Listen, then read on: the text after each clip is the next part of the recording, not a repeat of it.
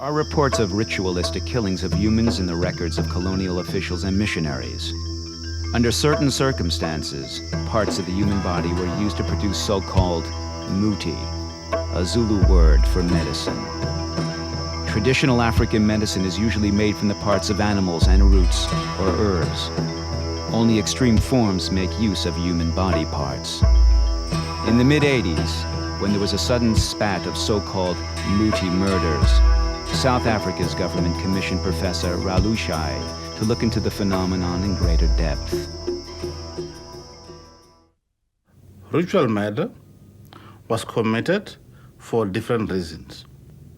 One, it might happen that a chief, that somebody, shortly after becoming a ruler, needs more power. Then it is believed that if he can use human flesh, certain parts, he'll become a very strong person. So in other words, if they can grab a very powerful person, then it means that the power of that powerful person will be transferred to this young chief. But now, that was not common or true. The fate of a human being, it was believed, could be used also in iron ore smelting to make the fire really hot. With the human fat, it was believed that the iron would melt faster. And then three, human parts, or certain parts, could be used to produce a good harvest.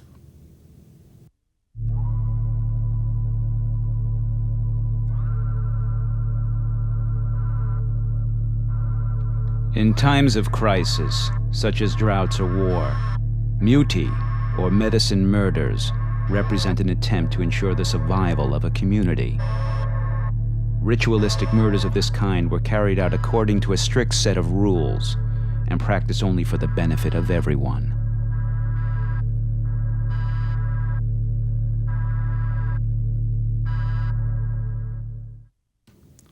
In the past, traditionalists, meaning rulers, for their own reasons, did take part in that.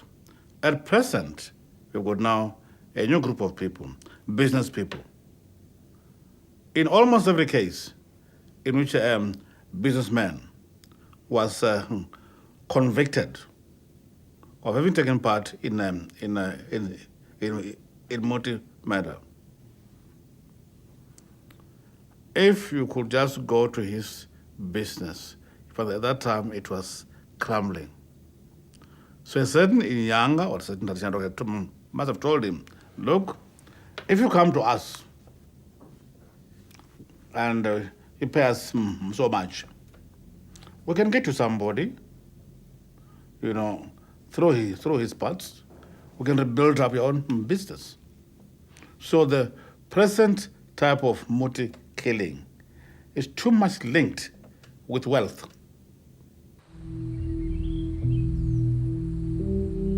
This is how experts today interpret these mysterious and gruesome murders. Until 30 years ago, no one could explain how these maimed bodies came to be floating in rivers. From the mid-80s, a significant increase in the number of victims was registered. In 1992, South African police set up an internationally unique occult crime unit. Psychologist Gerard Labuschagne is trying to get to the bottom of the phenomenon. What are the typical hallmarks of a Muti murder? Typically what we'd find in a Muti murder, obviously, is the main thing is missing body parts. So that's our first stepping stone in terms of determining a Muti murder. The typical things you would find missing of the head, you'd have decapitations, the atlas bone that your head rests upon is often seen as quite an important bone, so you might find that is missing. So if you recover a head and you found the body, that section of the neck is gone. The genitals, male and female, would be cut off, breasts cut off, and then you might find various body parts like your hand, eyeballs might be missing, etc. So that's typical. So that's your first step, is the actual body parts, to start characterizing it as a Muti murder. Then other things that we've discovered through our investigations, that you would very rarely find a Muti murder victim completely naked. You might find that the clothing has been removed just to get access to that body part that's missing. You would, in quite a number of instances, find them near water. They say that water has a symbolic reference in the sense that it cleans, physically it can clean your hands, the murderer can wash the blood off his hands, but symbolically, in that water also cleanses away your sins. A murder with an occult background. Scotland Yard establishes a link between traditional religion and medicine in southern Africa with a crime committed in London. What makes this investigation so unique? Because we brought in many team players, spiritual, cultural advisors, independent advisors, people with that background, academic background, pathologists that deal with it. You know, that's 5 groups alone before we even get into the variations within that. Academics, we've gone UK, Anthony Minnar, the USA, academics as well. We're reading books around it. And this isn't, there's a part of hungry for thirst of knowledge, but it's also focusing back, and that's why I tried to say earlier on, our focus has got to be identify who this child is, deal with him properly, proper burial, within his faith, whatever that is if possible, find out who killed him and why, and bring them to justice. In some countries south of the Sahara, belief in witchcraft and magic still influences the convictions and behavior of many people. Belief in occult forces offers an explanation for things that cannot otherwise be explained by traditional religion. Financial or personal failures, poverty, illness, or the sudden death of a person, or evil itself. They protect the here and now and not the life to come. Traditional African systems of belief are worldly. They make people rich or beautiful, powerful or influential in the present life. The appeal of such beliefs is obvious, especially in times of crisis. 2/3 of the people live in rural areas south of the Sahara, but even they have been affected by the capitalized world market. Colonialism, globalization, and migration have destroyed traditional family and clan structures. In traditional African religions, misfortune, such as economic failure or personal tragedy, does not contain the moral message it has for Christians. It indicates the discontent of ancestors. Many Africans blame bad fortune on their direct environment. They fight against poverty and for social recognition on all levels. Black magic is practiced to protect against envy and ill will. From way back till now, Africans, we very much believe in witchcraft. Very much, educated or not. Whether you are Christian or not, we believe in witchcraft. That's why you find that people are killed because they need their eyes, because maybe they need their private parts, or maybe they need the liver.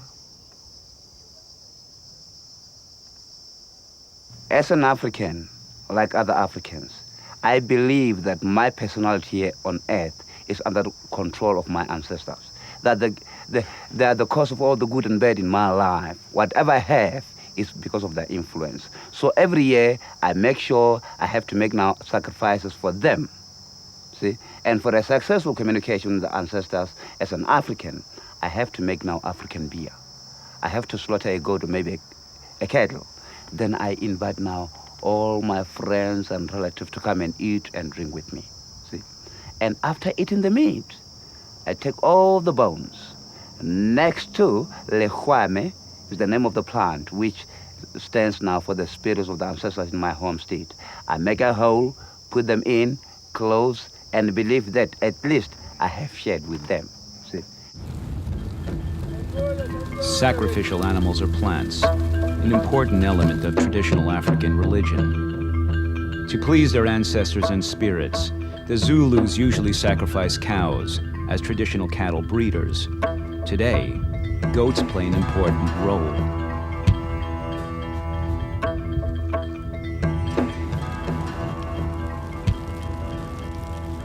When colonial forces began confiscating and levying taxes on Zulu herds in the 19th century, families in urban regions replaced cows with goats as a sacrificial animal.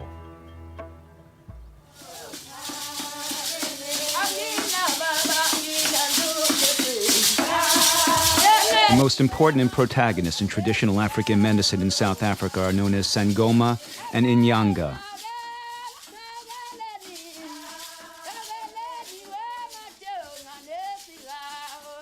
Sangomas are priests and doctors in one, fortune tellers who invoke ancestral spirits to determine the cause of illness, sudden death, or other plights. Illness is not merely the absence of health. Physical well-being depends on harmony with the environment and also harmony with the spiritual world, with the gods, and the spirits and one's own ancestors. By going into a trance, dancing or interpreting bones, the Sangomas seek contact with the ancestral spirits who then inform them of the causes of the disturbance.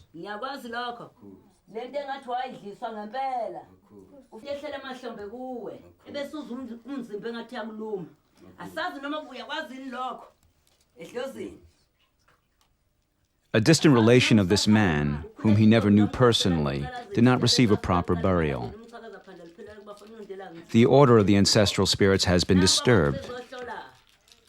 This is why the man now suffers from a nervous illness. Unlike the Sangomas, the Inyangas do not diagnose illnesses. They are authorities on the animal and plant world. What problems do people who consult an Inyanga have? Too much of the pet, like too much of the sick.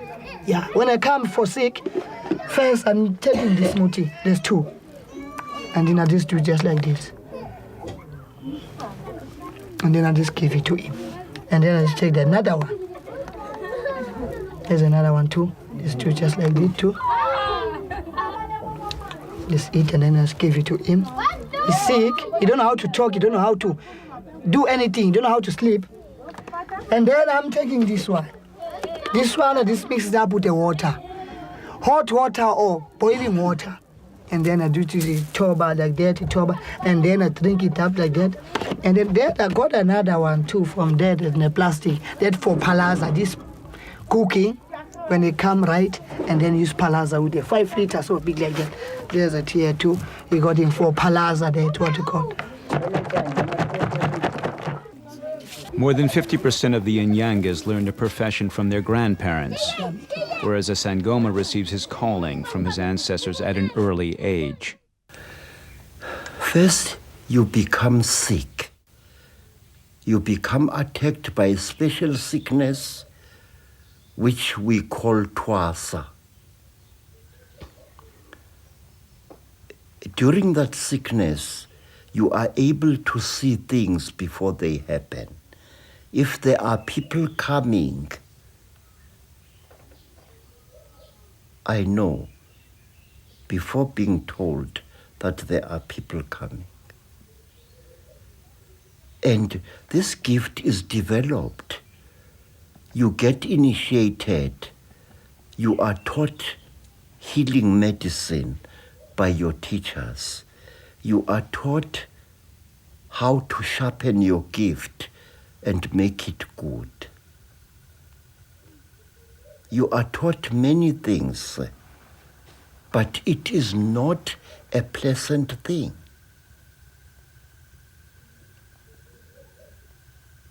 And it was when we saw Credo, when I remember, I'll never forget those words, when he said, you need to sniff the little boy's genes. And when you sniff his genes, you will find that he's from West Africa. I wanted to help these officers to catch the murderer. He said it with no knowledge of the forensic work that had been done. He was the first to say it.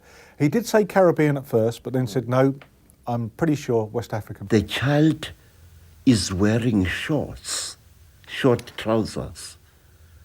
These trousers were put on the child after he had been killed. In some parts of Africa, the colors orange, red, and white stand for a good Muti, medicine which people can use to help themselves. Black, green, and blue, on the other hand, symbolize a muti that is harmful to others. It is believed that Sangomas can use their spiritual skills to heal, but also to kill. Like I spoke with some traditional healers in the northern part of South Africa, they told me, we did not choose to follow this calling. We did not choose to become traditional healers. We were chosen by the spirits. They say we had no choice in this matter. We were selected and even forced by the spirits to go for training and to practice this. They would also not be able to diagnose properly without the use of spirits and even select what medicine and what roots to give without consultation with the spirits. And even in dreams and through their methods of communicating with the spirits, they would find out where to go in the mountain to find certain types of roots and herbs that they could use according to the prescription given by the spirits.